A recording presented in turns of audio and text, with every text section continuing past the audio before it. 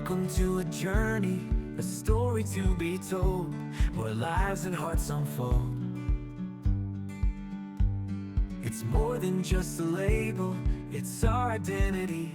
Breaking free, discovering who we're meant to be. Beyond the binary, we shine so bright. With every step we're taking flight. In every voice, a truth to find.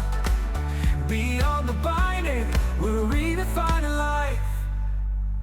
So tune in and join the ride with love and pride. We're side by side, beyond the binary. Together we'll see the beauty in our diversity.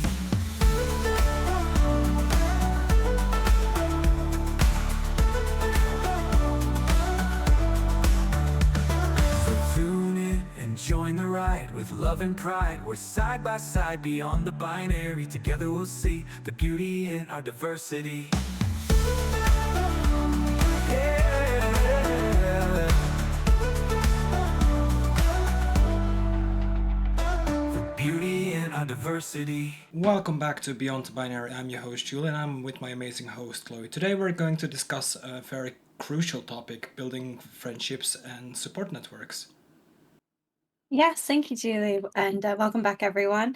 Today we're going to be, as Julie mentioned, talking about friendship and the importance and power of community and connections. And today we have the most wonderful guest. We have Gabbie with us today. How are you, Gabbie? Hi, I'm good, thanks. How are you? I'm good, thank you. So let's open up. Gabbie, from your experience, what do you think makes a good friend? It's a nice basic, question just to open up the An open podcast one. today. Yeah. I think communication. Communication is like everything in any sort of friendship. It's you need to be able to talk about things, and I don't know. I think it's important to feel that you're allowed to talk about things and you're allowed to share feelings. And then the closer you get to a friend, I suppose you also get this line where even if I say something that I might feel ashamed of or similar, then the other person isn't going to judge me because they know I'm a good person, or these kind of things. So trust and communication, I guess. Yeah. And Julie, would you agree that that's, the most important thing in friendship? Do you have your own opinion on what friendship looks like? Well, yeah, I've known Gabbie for almost 9 years now. Yeah, wow. It's actually pretty funny how that basically grew, because I used to be very stubborn, very ignorant kind of person, especially in her chats. Like, I was getting triggered by each and every one of her community. Like, legit. I came in, I instantly got triggered. Did get typed out a lot though, but yeah, that besides. But then I started talking more to Gabbie, and she actually taught me so much wise lessons about friendship and all that stuff. And look at where we are now, 9 years later. Yeah, it's pretty amazing. So really it was exactly what Gabbie said. It was about communication with you two, in terms of, at first, Julie, you felt like you were coming into a space and you said you were being triggered all the time. And I guess over the past 9 years, through communication and building that trust with each other, that you've managed to get to the point where you are today. Yeah, for sure. Definitely. And I think that the most important thing that you can get from friends as well is other perspectives. And I think it's easy sometimes to get like, you can become, especially if, okay, so I mean, why do you get triggered? You get triggered because there's some sort of emotion, reaction in you. Someone says something and you react to that. But sometimes it's also difficult to like stop and pause and like, wait, maybe they didn't actually mean it like this, or maybe I don't know, those kind of things. And then it's good to have a friend that goes like, hey, but okay, maybe think about it like this, or possibly they meant it like this, or I don't know, just anything to talk about it. Sometimes you just need to talk about it as well and vent it. Definitely. That sounds like that's probably what Julie went through coming into your community. And I'm not sure, I can't speak on your behalf, Julie, but it might have been, you're searching for friendship in a new community. And because maybe you don't have that support network in advance of that, that's why you feel like, oh, you're venting or you're being triggered. And then as time goes on, when you build that community, build that trust, you can sort of share your feelings in a more secure, and private place. Is that what you felt like happened, Julie, or was it a bit different? Well, back in the days, I was just coming out. Like, I almost never had friends in my life. Hmm. So, Twitch, like the communities I've been in before I met Gabbie's community, were like a mix. Like, some were positive, some were negative, like always. But then I come into a new community, and like I instantly had a feeling that like Gabbie was okay, you know. But like there's still so many other people in the community that could technically emotionally harm me, if you get what I mean. Hmm. Like coming out as a trans, because I think I've been the most open in Gabbie's community about me coming out as trans. Yeah, Hmm. absolutely. Like it wasn't easy, and sure, I could say I blame it all on the hormones, but I cannot blame all my actions I've done in that community on my hormones, because it's like, But also, I feel like you've grown. Like you have made a lot of changes. Like when there's been a situation where we're like, okay, this isn't working. We need to make it work for all parties. Because at the end of the day, that's the thing about big communities. Like it's not just a one-way street between two people. It's like a lot of people, and everyone kind of needs to feel welcome and everything. So whenever a situation arose where we were like, okay, this isn't working. What can we do about it? What can we fix? And I gotta say, you've been amazing with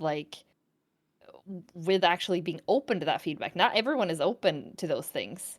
And I feel like we've been able to grow together in that sense. So, yeah, but it's like I've said on previous episodes, you have changed my life in so many ways. Like, you are the reason that why I'm still sitting here, and why in 2017 I didn't drop the final curtain. mm, yeah. Yeah, but And do I'm you glad. feel an immense, as a large creator, do you feel that immense pressure to be protective of your community? And I imagine it's quite stressful for you in some instances where it's like you have these people that you care about so much that you want to protect. But as you say, Yeah. there are so many of them, it must be quite hard to keep track and make sure Yeah. everyone's okay. It's actually really difficult. And also, the most difficult thing is actually when you notice that there are some rifts between, like one day it can be fine, and then something happens to kind of shift the balance a little bit, and then you can kind of sense some sort of, oh, okay, people are having some sort of issue here. Like, I don't know, they're not fighting, but they're also not like appreciating each other like they usually did and stuff like that. And then handling that, but also moving forward because um, I don't know, it's a tricky balance. It's a really tricky balance, but I think the Yeah, most important thing is to uh, be positive about it and try to like, I don't know, preactively, is it called preactively? But like in advance, try to talk to people and sort things out before they become issues, and not just like hide from yeah, them. yeah, definitely. I mean, I guess it's important as a streamer yourself to set those boundaries with your own emotions and with your own, you're human, you've got other things going on in your own personal life. So to then Yeah. have a community where they all have their own human problems, their own things coming to you, it must be so, so hard. And Yeah. but I know from how Julie speaks of you that you've taken such massive care of her and you've made such an important difference in her life. Obviously, as Julie said before, you've really helped her through some difficult times. So Mm. you must be an incredible person to hold that burden from other people, Thank and you. give them that space. Mm. Do you think it's important when coming into a new community, whether it's somebody going through something in their life, or it might be just going for problems that day? Do you think it's important Mm-hmm. to address that with that person, or as someone coming into your chat room and you Mm-hmm. can sense that something's off with them, do Yeah. you tend to take that off stream, or do you think as a big streamer, just ignore it for the day, see how they are the next day? I think that I usually test the water a little bit because it depends on Mm, how they respond. If I have this like idea that if people want to share, they're gonna share. mm, If they don't want to, then that's fine as well. So I usually also say that, at least sometimes, that hey, and they might say like, how are you doing? Not great, but mm, I'm hanging in there or something. And then it's like, okay, do you want to talk about it, or do you want to explain why? If not, that's completely fine, you know. Uh, and then you'll see where it goes, kind of. Sometimes there's also been people that saying like, that's not something I want to talk about in chat. And then I usually go like, Either also we also have these like standard phrases. Sometimes when it's a person I have no clue who it is, then obviously I can't take responsibility for everyone out there, right? Then we also usually send these like help commands so that people are like, if people need help, like suicidal help or something, or whatever you call it, like against suicide prevention. Those kind of things. But I don't know. I usually throw the door open and also let them know that I'm listening, because usually what people need is someone that listens to them. And I think that's an important first step, at least. Yeah, definitely. I imagine there's quite a few barriers in terms of with having a community that's separate from yourselves, then developing into a friendship. So Julie, how did you and Gabbie sort of develop this friendship over the past 9 years? Was there anything important that you think, some important key events that's happened that's got you to where you are today? I think me listening to Gabbie's advice and actually grow as a person actually helped a lot in that fact. Because, like, if I stayed the same person, the same, let's call it toxic in a way, person, then I don't think we would have the same bond like we have now. Like, I can DM Gabbie saying I feel bad, she will respond. She will be there if I need her to be, and vice versa. Yeah. Like, I will be there for her as well. Like, Yeah. I feel like I gotta say this, I feel like you've grown so much. Like the Julie that I met the first time was, I think you had a lot of, I think, anger and resentment and like very tough feelings inside of you, and I completely understand it. But I feel like you're you're a much more like kind, happy, positive person now compared to what you were then, and I'm really proud of you for going through that, because that is not a simple thing to just like change that. It's taken years, but I'm super proud of you. I feel like instead of going in with like a negative mindset that everyone is against you, now you're kind of at a point where you're like, I feel like you're you know more open to that people might not be genuinely hateful or whatever it might be. no, I get what you mean, but like the community before you, like I was part of that community for like a year, always nice until I came out. Then they started being very aggressive towards me. So then I found your community, like I liked you as a streamer, but like the other people, they could have been exactly the same as the previous community. So I was a bit more cautious in a way, more defendant. And then of course you get timed out and stuff. Yeah. Well, the proof is in the pudding. I've only known Julie. Is it 3 years now, Julie? Yeah. It seems like longer. But when you talk about how you were when you first entered Gabbie's community, I've not seen any of that. So I couldn't even imagine, a toxic Julie, because you came. I mean, when you came into my life, you're just such a generous and open-hearted, kind person. I mean, when we're gaming, don't get me wrong, sometimes it can be quite scary to game with you. You're very competitive, but you've always created such a fun, safe environment. So I mean, it's just kudos to Gabbie really for being able to assist with that development as yourself as a person.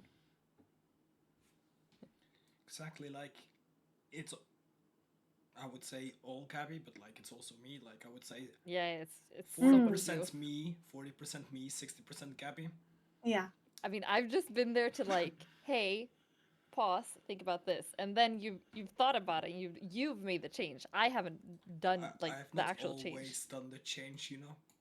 Oh, Sometimes you've So done a Gabbie lot. sort of sometimes the problem cleared itself. So Gabbie almost was like a sounding board for you. It was like, these are the problems. Gabbie's been the person to listen, give feedback, and it was obviously down to Julie to then go, okay, I can change this, or I can make a difference in my life to be more positive and have a better outlook.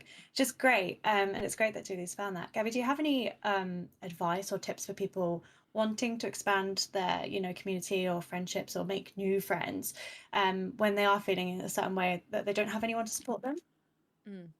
I mean, it's always so tricky to find. Like at the end of the day, how did Julie find me? I have no clue.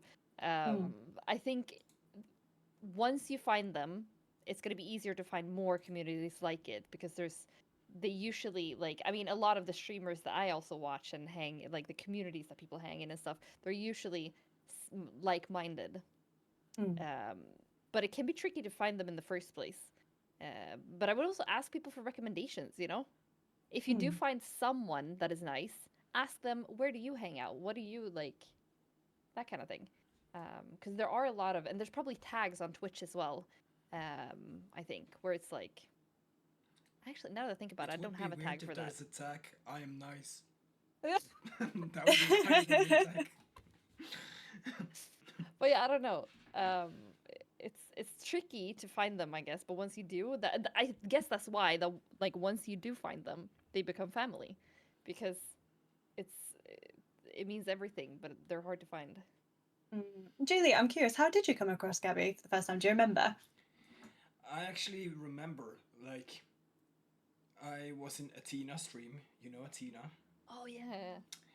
She raided Gabbie when Gabbie was a DreamHack.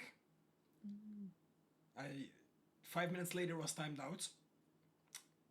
That's Julie. that's how fast it went. So I was Wait, like, what did you do? I don't even remember this. basically I came in, and you know there's always like somebody with like a weird name, like horny chef potential. Oh yeah. So the person's name was like Dead Chef or something like that. So I tagged their name, I got timed out, I was like, nah, I'm not doing this. I'm not doing this, I'm out. Then a few months later, Athena raided Gabbie again. And I was like, okay, this time I'm going to give it a shot. The person wasn't there anymore, or they changed name, whatever. So I wasn't getting timed out instantly again. Well, 30 minutes later I was, but like... Do you remember what that was over? Yeah, that was me being toxic. Oh, no. But at least I admit it, But that's how Yeah. I got to know Gabbie, basically via Athena.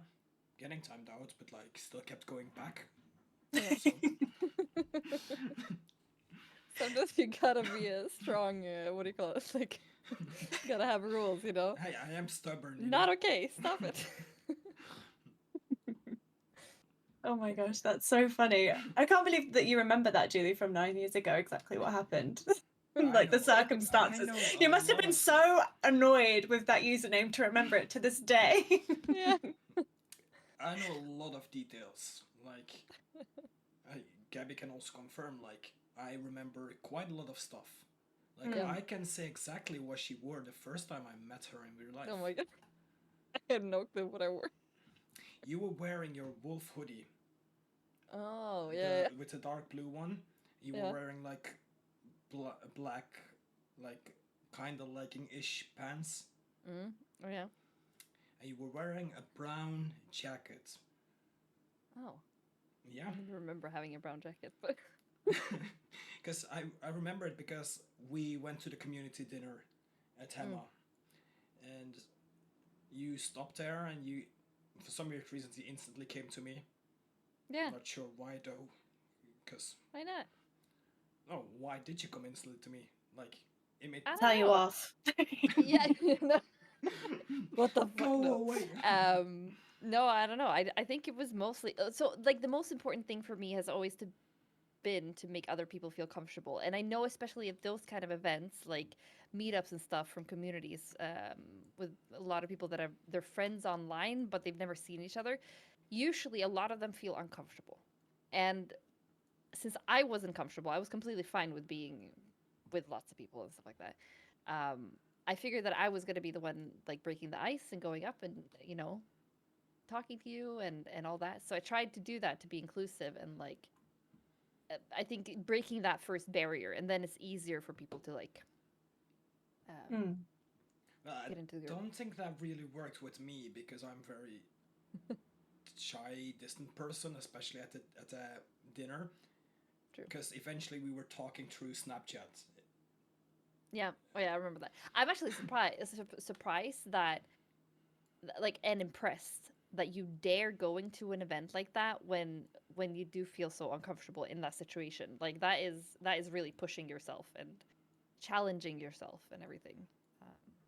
Yeah, but it was like, well, it was also the day that was normally supposed to drop the curtain, but like, I was there, I was wearing a skirt as well, because I know some people were commenting on it, which made me feel uncomfortable. At the Prior- event? At the meetup, yeah. Oh. Prior dinner, prior you arriving. So I was So, already. Julie, when you were feeling vulnerable at that moment, did you find it helpful for Gabbie to approach you? Did you feel more at ease the moment you met her? Like, oh gosh, okay, this is a person that I know and trust from a community, you know, that I feel safe in? Well, it did help me in a way. Like, it did Yeah. made me communicate more with people, you know? Because, like, I was sitting in a corner, Gab was sitting in the middle of the table. I was eating everything except my potatoes because I don't like potatoes. I absolutely hate potatoes. But, like, across me, there was a Dutch guy, Henny, at the moment. He also hates potatoes. Yep. Like, I think that's the only thing we said to each other. Hey, you don't eat potatoes? No, neither do I. But then I start talking more the moment people went smoking, and Gabby was like, and now you can move to the middle. Yeah. So I moved to the middle, and suddenly people started talking. Yeah. And I was like, either I talk or I ignore, but that would be rude, you know? I might be toxic in chat, but I'm not rude in real life, you know? She's a keyboard warrior only, Your Honor. Exactly. Oh, so after you met, you said you became friends separately offline through Snapchat. Is that right? Is that how your friendship kind of evolved over time? For I a would while, but say it made it easier. yeah. Yeah. then And how do also, you maintain that friendship with each other? Is that still like an offline thing, or is it just, you know, in chat every now and then, just check in with each other? no, Well, it's also offline. It's offline Oh, as well, okay. yeah, Yeah. because sometimes I just send Gabby messages.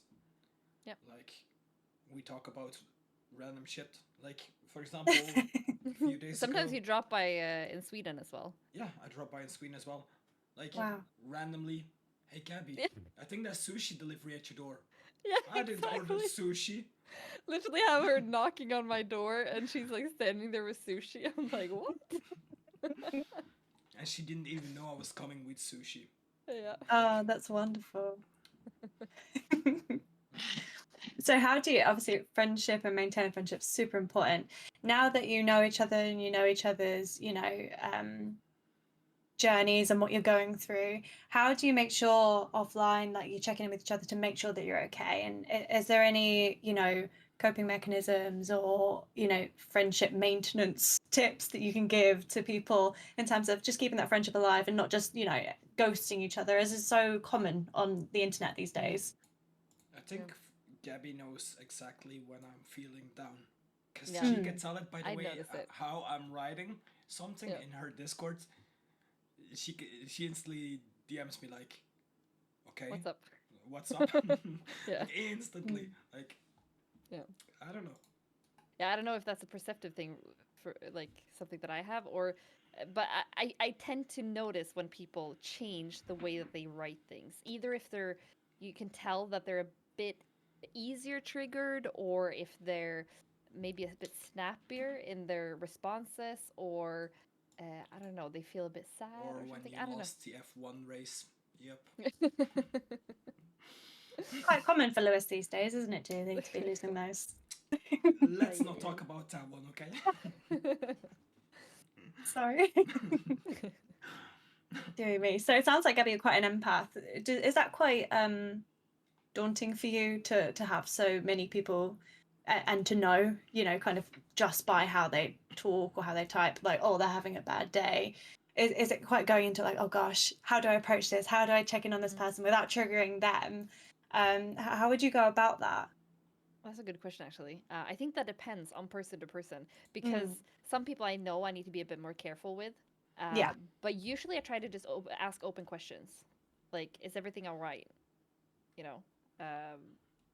Because then, and I feel like when I do ask, they usually open up. So I don't know. I'm also thinking there's probably some things I do miss, like a lot of things that I don't notice, or maybe because I'm not reading Discord at the time, or stuff like that. But sometimes I even get messages from people randomly, and I've also noticed that it's not just like me helping people, but I've noticed that there's people helping each other inside the community as well. And they're like sub friendship categories, and you know they can help each other out as well, and that is really amazing, because in other words, because at the end of the day I won't be able to help everyone all the time. I also need to maintain myself and my other stuff and everything. But if I can make an environment where people can help each other out, then that's like a little ecosystem that takes care of itself. Yeah, I guess that's the most important part of creating that community. It's that, you know, there are like-minded people, because if they get joy out of watching you, they already have something in common. There's already that one thing whether they can talk about and bond over and create that new friendship. Julie, did you have any of that with any of Gabbie's viewers or network, where you were like, okay, I have something in common with these people, I can now talk to them? Well, I think I can say that almost 90% of the friends I have are basically coming from Gabbie's community. Like Josephine, for example, Camilla, they're all or we're all members of Gabbie's community. And then we started talking offline, and it made it easier because we already had talked in chats. We already had bonded in a way. So it makes it easier to create a friendship like that, you know? Because you already have one mutual thing. Of course, in my case, it's always different, because if I do voice chats and they don't know I'm trans, some people could react badly towards that. So I always make sure they know beforehand when I join a VC, like, you might hear a voice that's not linked to the gender, you know? Because you don't want to shock people, you know? I think that's good. In my community, I feel like you were very open about it as well. At the beginning, I was a bit careful because I didn't like. It's not my place to announce that to the world or whatever. But the more open you were, the easier it was for me to be open about it as well. Because we've had situations where, say that we're doing Among Us sub games or something, and you're in chat and you're speaking, and someone, I think someone at some point said something about, like, oh, you sound like a man or something. And I was like, oh, she's transgender. So, you know, that's part of it. And then all of a sudden it was like, okay, it was a negative comment. It was just bashed down. Then it's like, okay, there was nothing to it. And we carry on kind of thing. And I think that being open about it like that, and like feeling that no shame, this is how it is, that makes it so much easier, because then they don't have a weapon, so to say. Well, it took me 3 years though to finally stand in a dress in front of you. So. But you did it. It took 3 years, you know? A long time. Julie, in those lobbies where comments, you know, may have been made, did you feel in that moment that sort of vulnerability of, oh gosh, this happens in real life, now this is happening online? Did it make you worry about going into voice chats and going forward with, you know, participating in community events? Well, I always have a fear of talking in public, but that's kind of normal. But like in communities, like for example Gabbie's communities, or I played sub games with This Is Maretta too, and people were talking about that I sound like a boy. She instantly stopped that and be like, no, this is a woman. And if you comment more, then you're just out. Like, most of the times when I do join VCs, there's always like 1 or 2 people that will, no matter what happens, back me up when they talk about me sounding like a guy, because I didn't choose this voice, you know? Well, it's broken now, but sure. Yeah, and I guess like Gabbie says, when you're sort of addressing those comments, it's easier to just not give them any ammunition, say, this is just how it is, you know, Julie is a woman. You know, you don't need any further explanation than that, you know, that's private, and we'll just move on, you know, with the session. Gabby, do you ever feel like there are circumstances where you think, oh gosh, if I say something here that might upset some people and it might upset other people? Do you ever feel like conflict and arise in these kind of community events? I think it was more.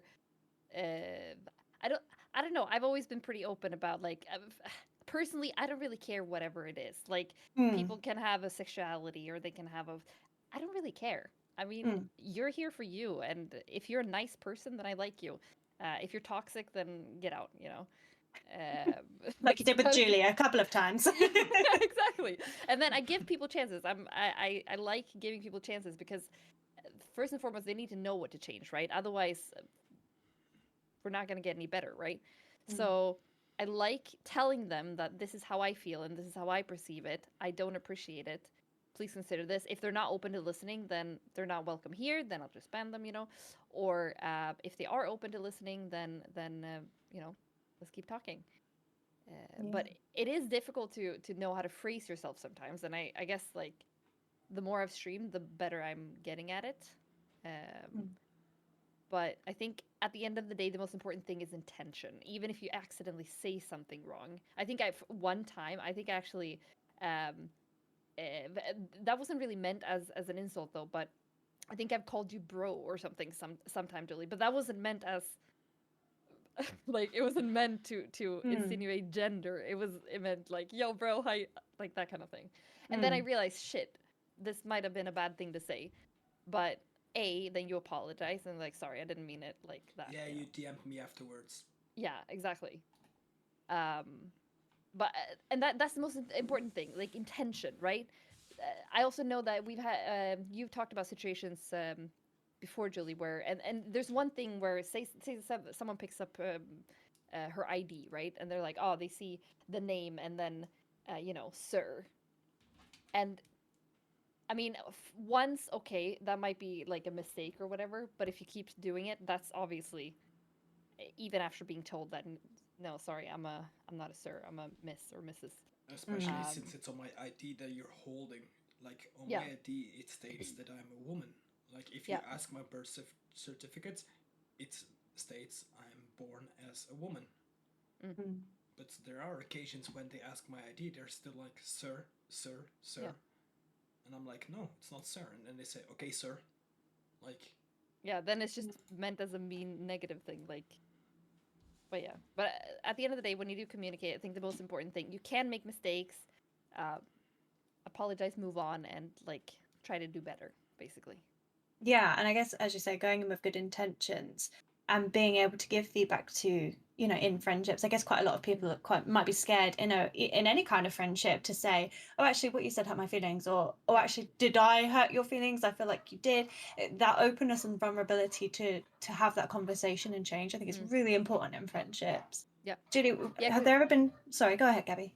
yeah, no, I was just gonna say that sometimes you don't like realize that what you just said is hurtful. So if the other Yeah. person doesn't actually let you know, then you know you won't actually know, and then the other person's just gonna feel sad and hurt and think that Hmm. I was a bad person or something. But if I ever do say something like that, then feel free to tell me, whether it's in private or openly. Definitely. Julie, do you ever feel like, just as Gabby said, have you ever been in a position where you've been having a conversation with a friend, they've said something that has upset you and you're not sure whether to broach it, or do you always, every time, just sort of straight there and then, this has upset me? I'm not a person who talks openly about feelings. Mm, I struggle with talking about my feelings. Like, Gabby can confirm that. Like, whether it's love, hate, whatever emotion, I always struggle with it. mm, Good. And I think it's somewhat to do with the fact that I never really felt like I belonged somewhere until now. So I haven't really formed any connections in the past. So it all suddenly comes so quickly, you know. mm, And I'm now at a point where I got friends. That's already one checkbox done. But I still have issues talking about my feelings. Writing is easy, but talking about it, no. Yeah, sometimes you close off a bit. You become quiet and just Yeah, that's basically what I do. If I am feeling like I don't know what to do, I just basically become very quiet Mm. and sometimes even go away. So in a way, that's you kind of notifying those closest to you, because I feel like, we text, every now and then, and I'm sure you and Gabby talk quite a lot. If you go quiet, that is notifying us in a way. That's us going, oh, okay, Julie's Yep. withdrawn. Ding, Something's ding, ding. happened here. We need Yeah. to reach out. We need to make sure she's okay. So, Exactly. you say you're not great at communicating when you're feeling bad, but in a way, you kind of do. You're the best at it Yeah. because we always know straight away there's something Yeah. up. You And we definitely need to know, help you know out. that someone has pissed off Julie when she leaves Discord. Yeah, I cannot I cannot be in like a VC when there's somebody that pisses me off. I Mm. and instead of ruining everyone's mood by talking about it, I'm rather than I'll just disconnect. I'm not saying anything. That's Just very mature. I gotta give you that. Like, instead of turning it into a bigger issue or like, a big fight, open fight or whatever, removing yourself from the problem is at least like it can be a temporary fix. I'm not saying that it's a permanent fix, but it can be a temporary fix because sometimes like on stream, for instance, is not the time and the place to figure out like big, complicated situations like that. So I gotta give it to you. It's very mature to do that. like I could in a VC just instantly be like aggressive towards that person, but then I'm going back to how I was like 8.5 years ago. So that is not the point. So then instead of because I know you're streaming when we're VC, so I'm like, do I really want to ruin her stream? Because I know it also affects you. If I start bashing on somebody in VC while you're streaming, it affects you in so many ways. Because, well, first of all, it could be against TOS, so that could give you a strike. Then it could ruin the vibe of the chat. It could actually ruin your entire stream, Yeah. And they. Yeah, I appreciate that. And then we can just figure it out off stream afterwards. And I always get a message afterwards. yeah, I guess, Julie, going into these kinds of communities, whereas before you probably felt like it was you against the whole wide world, and that's probably why you had so much anger, within you and such like aggressive reactions. Whereas now, you've opened up yourself to communities, to friendships, to people. And like you said with Gabby, it was like, oh, my actions now affect this person because they are my friend, because they've let me into their lives. So I guess in a way, just by having friends, you've sort of had to reevaluate how you approach these kinds of situations. Well, I think that's kind of normal, because Mm. if you're fighting the battle alone, you don't care who you take down with you. Like yeah, collateral damage always happens when you're fighting the war alone. Like when you're starting to have friends, you start to realize, oh, I'm not alone you have anymore. something to lose. Yeah, You have and you something gotta. to lose indeed. Like Yeah, I'm not saying I'm not picking fights in Gabbie's community anymore, because but you're better. sometimes that happens. Sometimes that happens over the most stupidest things, like Formula One. Yeah, but like you learn from it. Like we learn to not take that to stream. We take it Yeah. off stream. Yeah. And it becomes a lot easier to do. And then of course you apologize. A sincere apology, not like, oh, I'm sorry. Yeah. You mean that you're sorry because you thought about the actions that you did. Like not saying the others didn't do anything wrong, but like you apologize for what you did. Yeah. It already helps the long way. Yeah, I guess in a way it's like holding up, when you have a friend, a mirror is being held up to you and your actions, and you're reflecting upon anything you put out to that friend. And with Gabby's community, I mean, there's so much opportunity for you to, maybe react to a situation that in any circumstance you'd feel like, God, yeah, I'd react like that in real life. I'd be quite angry if someone said something to me, that would upset me. But because you have this responsibility, this mirror being held up to you, thinking, oh gosh, I need to do something about this, I need to I can't react this way right now. I've got to take this, away, reflect on my own, how I'm going to approach this. And then, as you say, take it offline, reach out. And in the end, that might become another friend.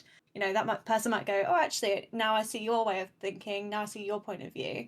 You can move forward and progress. That never happened, though. Yes, day, Julie, maybe there's still one day. time. I'm going to Exactly. be honest. If I had an argument with somebody or like a steamed up conversation, we just bury the hatchets, but we're never becoming friends. Like, ever. Maybe one day.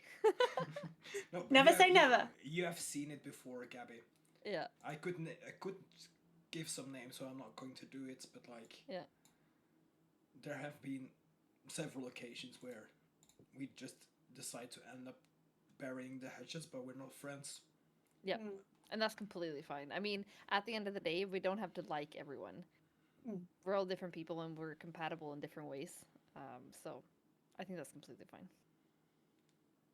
But for our listeners, I would say don't let this fear of, potentially, people triggering you or people, saying things towards you that you might not like. Don't let that stop you from seeking out these communities, seeking out these people, because just as many there are, the negative out there, there's also these really lovely, positive, wonderful people that would be more than happy to be your friend and are probably in the same community, for the same reason as you, to find that friendship and to find that connection. Yeah, and that's a very good point because, I mean, there are people, even though I have a super cozy, nice community, there are people in the community that dislike each other, but they make it work because all the parties are aware of it and they just do not interact with each other. And just stay clear. Some of them do /ignore, so they can't even read what the other person's saying, and Oh, wow. and some of them just like stay out of any conversations or similar with them. I can say I have 0 people on the /ignore. Oh, you do? Yeah, I can honestly say I got 0 people from your community. I'm saying from your community to clarify that one. To be clear. To be clear, I do have around 15 people on /ignore, but it's not from your community. But from your community, 0. Wow. That's incredible. Well, why are you surprised? Like I said, we're growing. Yeah, I like it. I like it. I even made a joke last time. Yeah, you did. I'm not a person that likes to do jokes because I normally hate comedy. But like we're growing, Yeah. Growing as friendships, growing as a community. Julie, you have your own podcast now where you're helping so many other people and and you're actually raising so much awareness around your journey and your experiences. So I wanted to thank you again, as I try to every episode, for just being you and being open to this. And it's probably as a result of your growth from your friendship that you've built with Gabbie that's allowed you to even be here today to do that. Well, yeah, like I said before, without Gabbie I wouldn't be here. So yeah, thank you to Gabbie as well then for for creating the person that we have today and for being there to let Julie grow into the wonderful person she is today. Thank you for even letting me. It's an honor having you, because you're one of the few people that actually mean a lot to me. Thank you. You mean a lot to me too, Julie. Oh, I'm getting emotional again. Every episode, I was like, friendships, this is going to be a nice and light episode. Now here I am. Oh my gosh, awful. It happens every episode, doesn't it, Julie? Yeah, that's why I take my hormones after the episodes. And at least I know that if I cry, then it's not on the podcast, That's smart. Yeah. Oh dear. So again, to our listeners, always approach, with an open mind to change not only yourself, but, going into friendships, being that sounding board for someone, allowing them to be vulnerable with you. It's a two-way street, friendships. You can't just go into it one-sided and dump all your problems on someone, or just be the person that has the, problems dumped on you. But also don't be scared to seek out these friendships, because Julie's a great example of, she did that. She reached out and she found places where she's now, safe, and she's found people that are her person. So don't ever stop seeking out friendships. Yeah. Exactly. This episode for me was very important because having the chance to openly talk about friendships with one of the people I adore the most was truly amazing for me, because I owe so much to Gabbie. Like, the fact that I'm still sitting here, like, I can't thank her enough for that one, to be honest. So No yeah. worries. I'm glad to be that important to you. I am. Well, thank you both for today's episode. It's always a joy to listen to Julie's story and how she's grown as a person, and to have Gabbie on as a guest. Thank you so much for being here with us today. you. I hope our listeners have learned something today. As always, you can always reach out to us on our podcast. I'm sure Julie has all the details. So if you ever need someone to, listen to you, or if you have any questions about, what we've talked about today, please feel free to reach out to us.